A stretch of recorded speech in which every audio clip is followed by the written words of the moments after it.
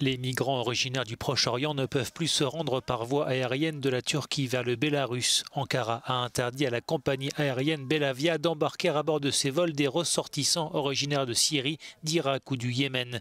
Décision qui intervient alors que le Bélarus est accusé de faire venir en masse ces migrants sur son sol pour ensuite les envoyer vers l'Union européenne afin de se venger des sanctions imposées au régime Loukachenko. Bruxelles travaille avec le secteur aérien pour empêcher ce trafic d'êtres humains.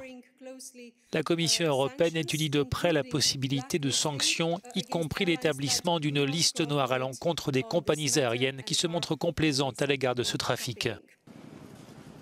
À la frontière bélarusse, les migrants se retrouvent bloqués par des gardes-frontières et des soldats polonais pris dans l'étau, dans un froid glacial.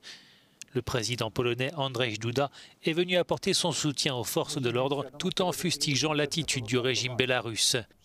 Nous devons être conscients, dit-il, du fait que ces personnes sont traitées comme des choses. Les migrants sont poussés vers la ligne de démarcation afin de déstabiliser notre pays et l'Union européenne.